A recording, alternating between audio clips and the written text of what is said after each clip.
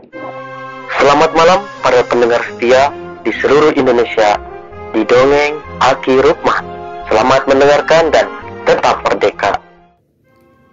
Assalamualaikum warahmatullahi wabarakatuh.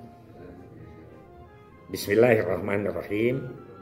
Alhamdulillahilladzi amarona bisilatil arham wa nahana anita faruqi wal udzwan amma ba'du. Bapak dan Ibu, kawan-kawan sekalian, kita lanjutkan bahasan kedua tentang Sunda Wiwitan. Mohon maaf, sekali lagi Aki mengharap ini masukan buat Aki sendiri ya, karena itu keyakinan kita bukan penganut, tapi keyakinan terhadap pandangan satu komunitas dan lain sebagainya. Kita mengakui Aki bukan orang Kristen, tapi mengakui ada komunitas Kristen karena jalur benang merahnya kita diberitahu atau disosialisasi, walaupun itu tingkat kepercayaan masing-masing gitu ya. Nah, selanjutnya dari pengetahuan yang kemarin dari obrolan-obrolan pengalaman Aki jadi pengurus budaya, kemudian sekarang tahun 80-an Aki berkembang. Ditugaskan, memang nggak dari tahun 70 Aki sudah jadi pegawai, tapi mulai tahun 80 Aki anceleng-ancelengan 22 kali ganti jabatan, kemudian pindah ke Subang, pindah ke Bandung lagi, ke Cianjur, ke Sukabumi dan lain sebagainya. Nah, tahun 90-an sepulang tugas belajar, Aki menjadi bintek dan binda. Bintek itu bimbingan teknis, kalau itu setingkat kepala seksi. Kemudian Aki menjadi binda. Binda itu bimbingan daerah, pembimbing daerah. 10 tahun Aki bertugas di wilayah Banten. Nah, 4 tahun Aki jadi pembina, 3 tahun jadi kepala BKKBN Pandeglang, 3 tahun Aki jadi kepala BKKBN Kabupaten Tangerang.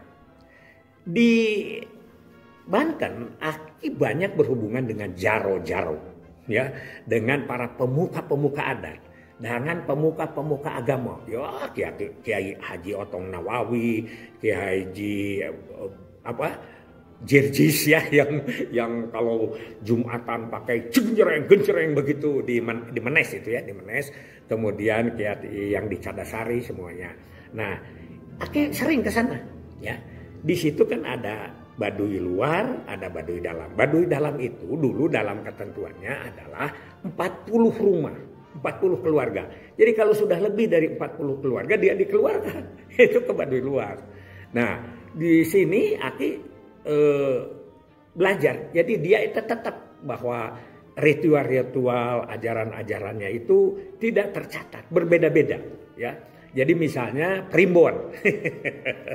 Jadi primbon itu di tiap daerah ada, di situ ada primbonnya ya. Aki juga sudah tahu itu setelah ada penjelasan dari orang-orang yang sudah dari keluar 40 itu Kanekes itu yang sudah menjadi Baduy luar. Jadi dia sudah boleh pakai sandal kalau bepergian dan lain sebagainya. Dia sudah agak modern, tapi dia menceritakan tentang ritual-ritual di sana. Jadi memang dia juga tidak tahu sananya, hanya tahu bahwa itu adalah turun-temurun saja gitu. Ya, itu satu. Kemudian Aki melihat di Kampung Naga, di Tamak Sari ya, di Kampung Kuta dan di Ciptagelar itu juga berbeda agak sedikit berbeda, sehingga benang merah ini Sunda Wiwitan itu yang mana. Nah, itu yang Aki tahu. Pak Imam Prasojo itu psikolog yang terkenal ya se-Indonesia, itu dosen atau profesor ya sekarang.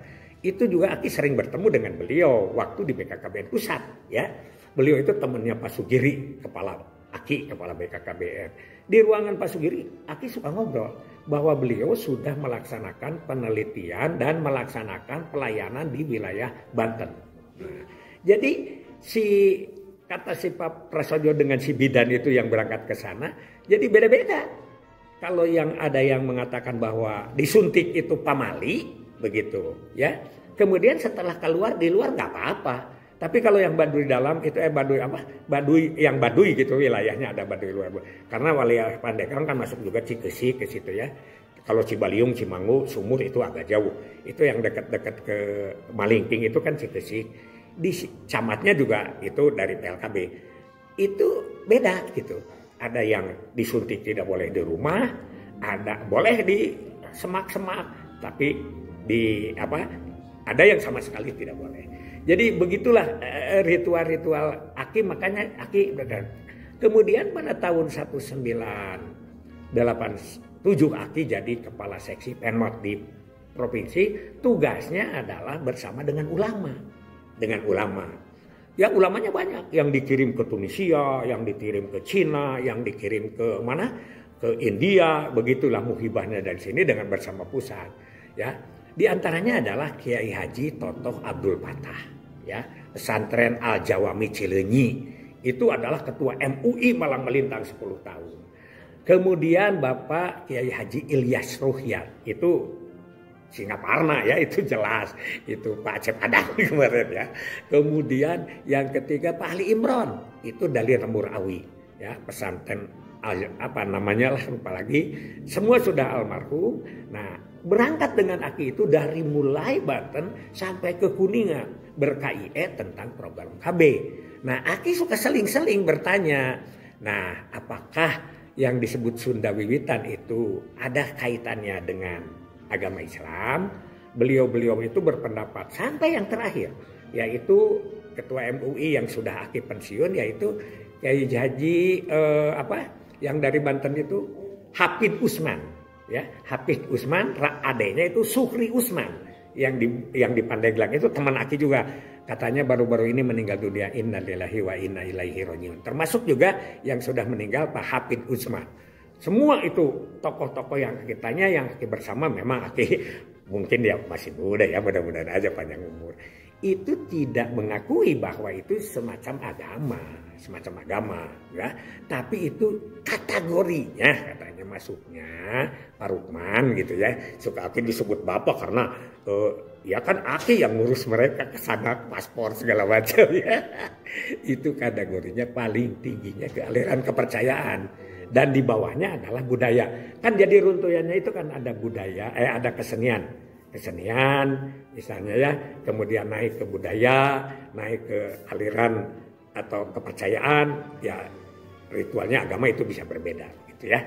Nah, jadi Aki berkeyakinan setelah sering ke Ciptagelar, sering ke Kampung Naga, sering apalagi kalau ke Kampung Kute, karena itu kan 6 tahun Aki di sana bekerja di Ciamis, jadi itu daerah wilayah ya, kalau tidak 3 bulan sekali, sebulan sekali, atau paling tidak 6 bulan sekali sudah datang ke situ. Ada ritual, termasuk Panjalu ya, yang masuknya di situ ada yang disebut dengan Prabu Boros Ngora dan lain sebagainya. Aki juga belajar.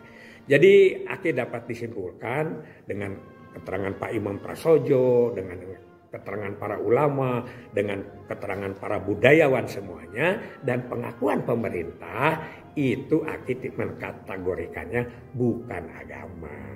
Itu bukan kata Aki, tapi komunitas Aki.